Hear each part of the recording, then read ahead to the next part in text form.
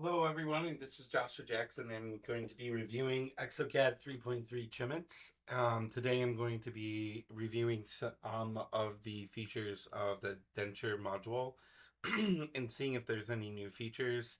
It's to be noted that this is a first look at the version of the Denture module, and I'm doing some of the demo cases here. So basically, just going to poke around and see what the buttons look like. Right now I'm gonna start with let's start off with the single arch denture, and going from there. So from here, we're gonna start off with the model analysis. Here you can see that the articulator plane was auto-identified, um, but you still have the option to do by 3 points, it looks like, and you have also the options to transfer from the articulator. So what's called, we'll go ahead and we'll press OK. Go ahead, press next. And that is pretty much all that was necessary for the denture single arch tooth placement. So not exactly AI denture, but you know, it did do a pretty decent job as far as tooth placement goes. Let's take a look and see if there's any new tooth models. So looks like we have the Inspira tooth molds, which we're very anticipated and very excited about those. Um, so I'm gonna take a look at this posterior legalized occlusion, and then legalized occlusion, and then we'll go for the conducive mold here, and we'll go to the one that is there. So we'll go place posterior, place anterior. All right, and then now from there, we'll just take a look at some of the presets that are available. So let's see, we have generic scalables and all the different scalables. We have the bunny. Not sure what bunny means. Maybe, oh, it's kind of all in unidealized setup here. Okay, so I see we got some different kind of two style arrangements. And we have the butterfly arrangement. Kind of like that arrangement, honestly. So, but I'm gonna just go with this setup that we have here, just so I have a little bit of a challenge as far as setting the teeth goes. And what we'll go ahead and do is I'll just kind of turn each of these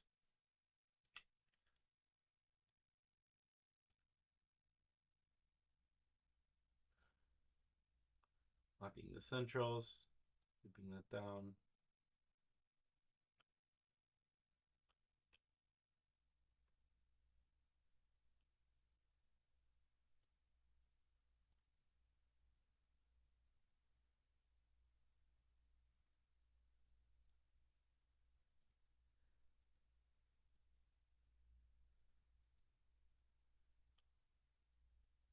Get these all kind of set appropriately. And then now we'll go back to chain mode.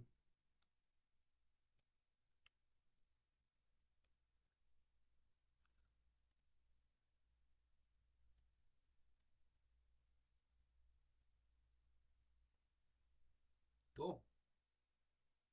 So there you go. That's as far as everything goes for the two setup. Not too much difference there as far as two setup goes for single arch. And I'm going to go ahead and I'm going to solve some intersections here. So we'll go ahead and we'll solve the static occlusion points here. And there's so much more I could do with these teeth and everything, but just for the sake of purposes of moving forward, let's see what some of the base creation looks like here. So we'll go ahead and we'll set and apply, hoping to see this tool work quickly. probably about the same in processing time for my computer. And then we'll go ahead and I'm going to start with the detect. And I have a technique for detect. So what I do for detect is I kind of flip the border over here, and then I go ahead and just mark points like so. And then I'll press detect margin.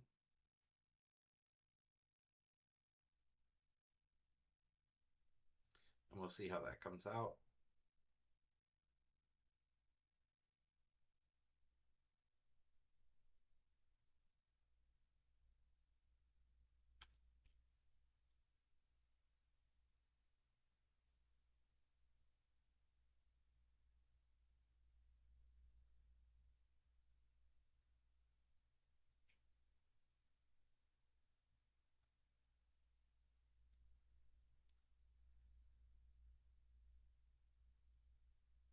Okay, it's taking a little bit longer than I was hoping for, but as long as the line creation is good at this point, then it might still be a tool that I might end up using.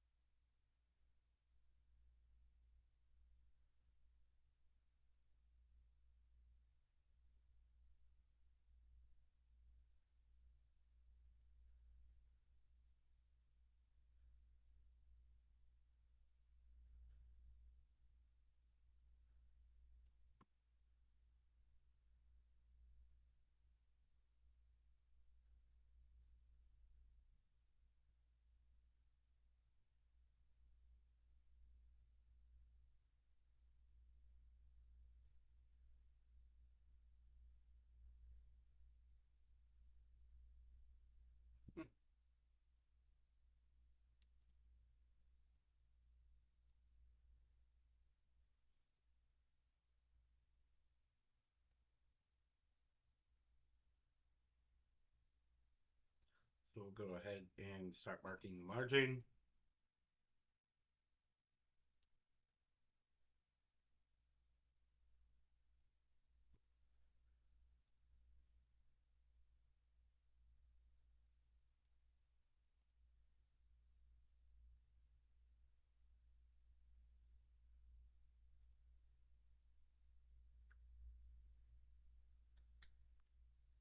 So I'm going to go ahead and I'm going to turn the smoothing down, and I'll go ahead and press apply and see if it gives me a little bit more of contour.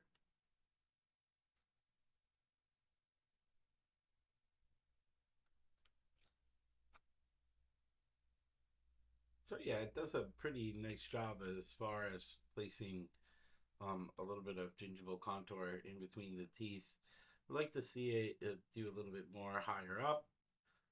Let's see if there's any other tools I should review here. Nope.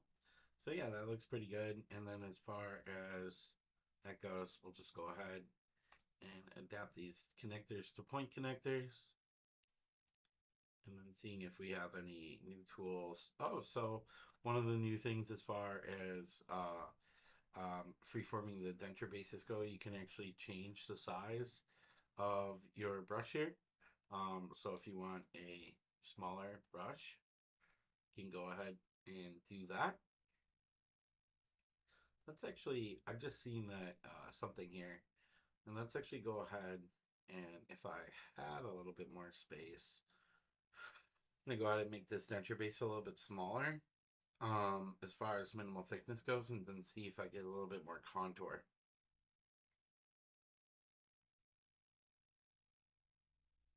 It's taking a little longer, so I think it might end up giving me more contour. Yeah, so basically, I think with as you give your to set up more space, you're gonna end up getting more contours and stuff like that. I saw that when I was in freeform, it didn't give me as much because I didn't have as much space for this case.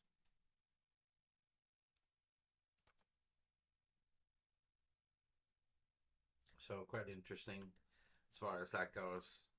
Sometimes what I like to end up doing is I'll actually go ahead and I'll paint this thickness up to where I need it to go. If I'm wanting some areas to be, you know, at a certain thickness, I'll go ahead and do that. And I actually like to see the color at that thickness.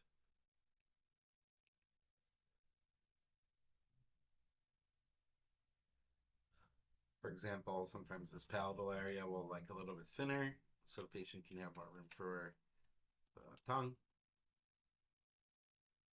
But we do also need to make sure that we have the proper support and that we're not dipping into any of these areas that are less than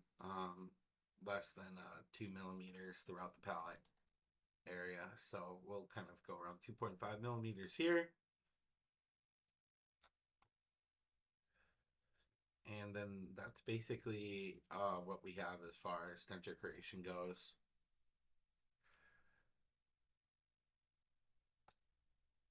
And all of the spacer settings seem to be the same here.